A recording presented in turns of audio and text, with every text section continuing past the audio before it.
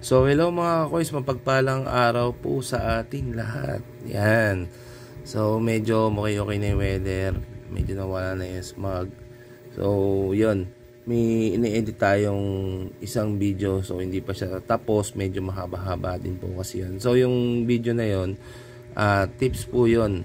So mauuna po siguro yun. Then ito po yung kasunod. So sa madaling salita, wala po muna tayo magiging shoutout dito kasi mangyayari po niyan, mag-upload po ako noon. So siguro ma-upload ko to after 1 day lang kasi maiksi lang to. So yun, in this video may hinahanap po kasi ako isang variant ng coin, pero meron na po tayo. So ang gusto ko lang po is yung maganda, solid, and pang frame po yung kanyang texture. So yun, atin pong itatackle tong year na to. So wag na natin masyadong patagalin, pahabain. So maraming salamat po sa nakapanood ng last video ko na yon. So tara, let's go!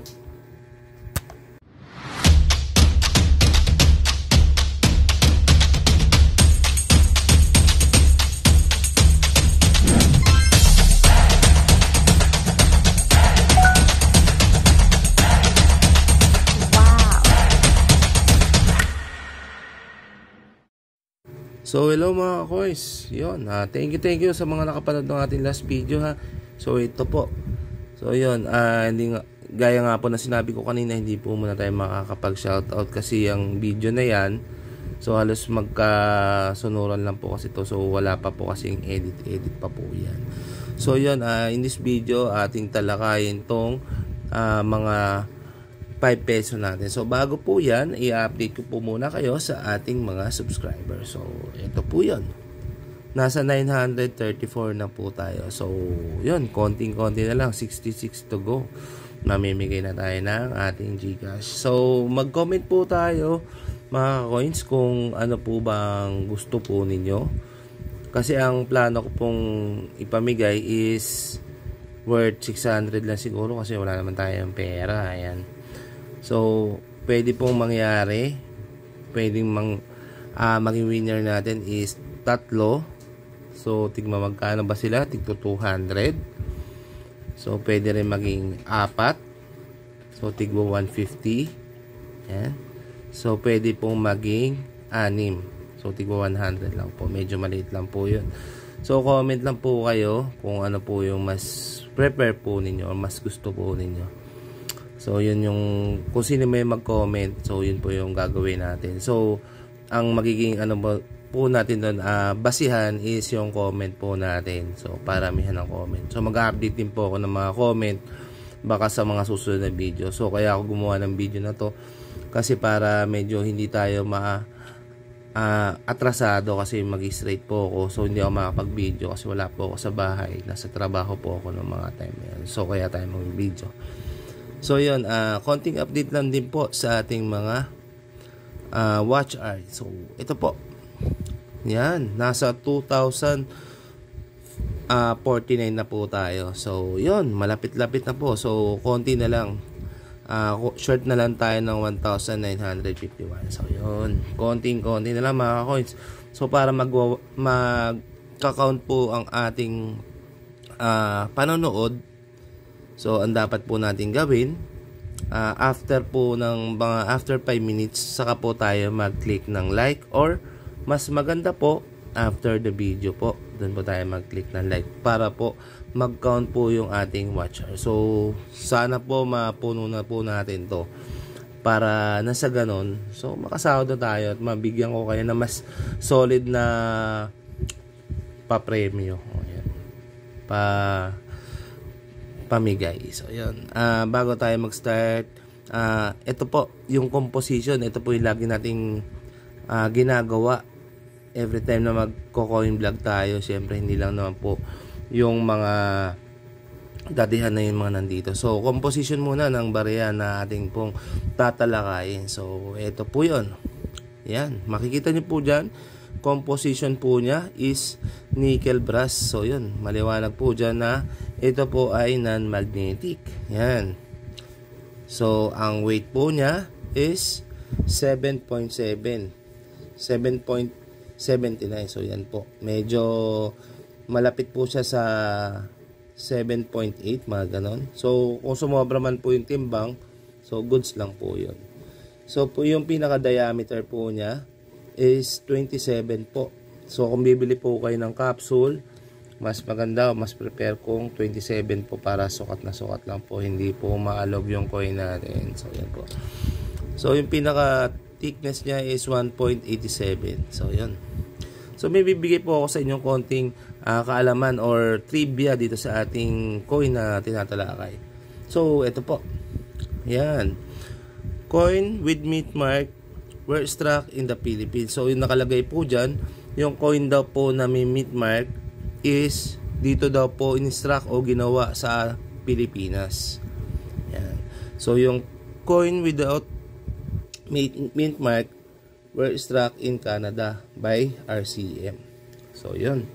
Maliwanag po dyan na nakasaad yung coin daw po na walang mint mark is in-struck daw po or ginawa daw po siya sa Canada ng RCM.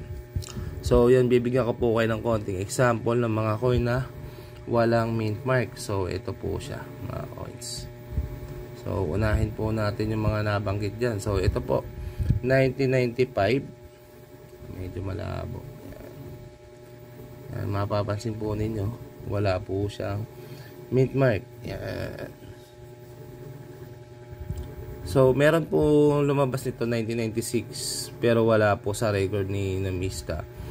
So yun, meron din po tayong coin na 1996 na walang mint mark. So tignan po natin mabuti, mga coins, yung mint mark nandito po ay nakapwesto. Kung medyo malinis po yung pagkakagawa po niya, so possible, totoo po yun, legit po yung ganon. Ito po yung sumunod, 1997. Ito yung may mint mark, ito yung wala. So yan po, makikita nyo naman po, ito po yung mint mark, mga coins. Ito. Yan. So ito po yung ibig sabihin na ito ay gawa sa Pinas. So ito gawa sa labas. Yan, kita nyo naman po.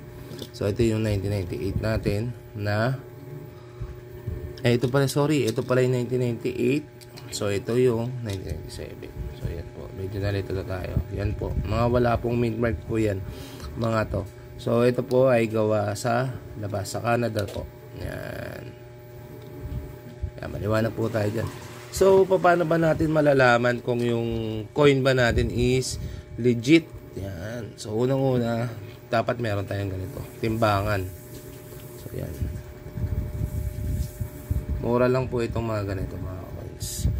So kailangan po natin to kung may mga error po tayo, para na sa ganoon malaman po natin kung legit po yung ating coin. Yan. So mapapansin po ninyo,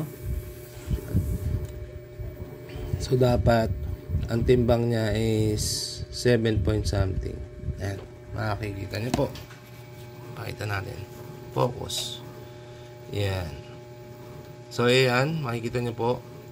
Tamang-tama po yung sukat. So, 7.8. Yan. Yan. Masabi ko, legit yung mga ganyan, mga coins. So, dapat meron din po kayong, ito po. Off na natin to. So, dapat meron po tayong magnet. Yan. So, kung possible ko na ma-magnet po yung inyong coin, possible error po yan, mga coins. So yun, ipapakita po ako sa inyong video. So ito po yan. O yan o, makikita nyo po dyan yung dalawang coin na yan, mga coins, na ma-magnet po siya. Yan, possible error po yan, mga coins. I-keep po natin yan. So kung maghahan po tayo, dapat mayroon tayong scale, yung packet scale na tinatawag, yung timbangan, and meron din tayo na magnet. So kung may mapapansin tayong error, so maganda timbangin natin. Kung may mapapansin tayong kakaiba, timbangin natin. Ganun po dapat, para mapatunayan po natin na yung error po na hawak po natin is legit po. So yun, dito na po tayo, dumako na po tayo sa ating topic. So ito, so meron ako dito dalawang coin, mga coins. Ito po ay 2012. So naghahanap po ako nito ng isang variant. So ang common po para sa akin, kasi kay Nomista ang nakalagay po kay reverse 3 is 5%. So mas konti po ang bilang niya. So para sa akin mas rare o mas mahirap hanapin yung reverse 2. So meron po ako pero hindi po maganda yung condition. So ito, pakita ko po sa inyo. Ito po ang reference ni die 3 and die 2. So ayan, unang-una nyo pong mapapansin, ito po yung die 2 mga coins ha. Ito po yung reference ni die 2. Saglit, ayan na natin, iliwanagan natin ng maganda-ganda. Ayan. So ito po yung die 2 mga coins. So unang-una nyo pong mapapansin dyan, yung likod po niya, yung pinaka rim niya, tin po, mas manipis. Ayan, tin rim kung tawagin. Yung inner rim niya, tin po. Tapos yung 1993 po niya is hindi po siya nakadikit dito sa pinaka rim, tin, pinaka inner rim. Ayan. And mas manipis yung Bangko Sentral ng Pilipinas. Unlike dito kay die 3, ito po si die 3. Yan. Ano po ang unang-una nyo mapapansin? Mas malaki po yung 1993 and mas large po yung Bangko Sentral po natin. So yan. Yan po yung unang-una nyo mapapansin sa dalawang coin na yan. Yan po.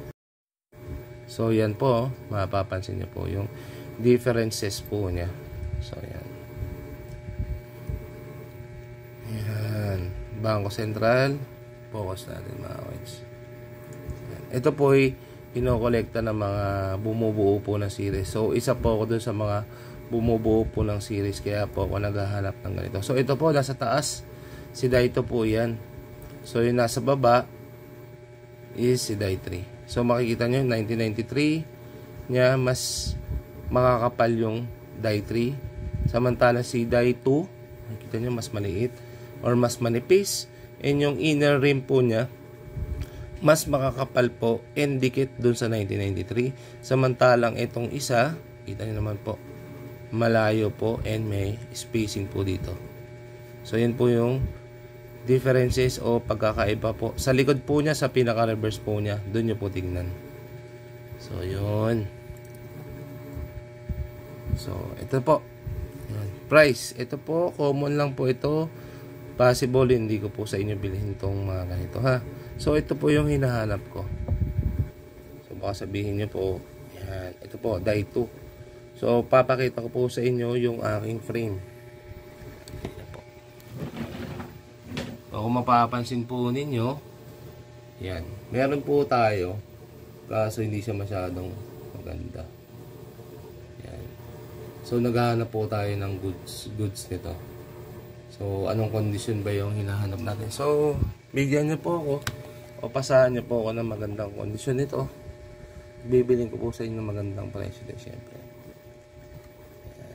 Die 2. Yan, ganito pong yung reverse niya. Pero yung condition po niya is ganito. Yan. So, dapat may ganito mga coins ha. Hindi po tayo naghahanap ng clean coin. So, gusto ko po ganito. May luster po siya. So, magkano ko po siya pwedeng bilhin sa inyo? So, yan. Maganda yun ang mga magagandang tanong. So, pwede ko sa inyo bilhin ng mga 200. Yan. So, shipping sa akin na. Kahit sa akin na. So, bali mga papatak siguro ng mga 300 plus. Okay lang. Goods lang. So, yun. Submitan nyo ako ng ganito mga coins. Tapos, yan. Pag-usapan natin yung price. Yan. Die 2 mga coins. Yan po hinahanap ko sa 2012 die 2. So yun, sana masabitan nyo ako ng ganyan. Naghahanap po tayo ng ganyan. So yun, maraming salamat po sa mga nakapanood nitong video to. Saglit lang to. So kita-kita po ulit tayo sa susunod na coin vlogs po natin. So sana mapasahan nyo ako nyan or makabili po ako sa inyo ng ganyan die 2 na 5 pesos. So ingat po kayo palagi. Maraming salamat po sa suporta. Thank you. Paalam.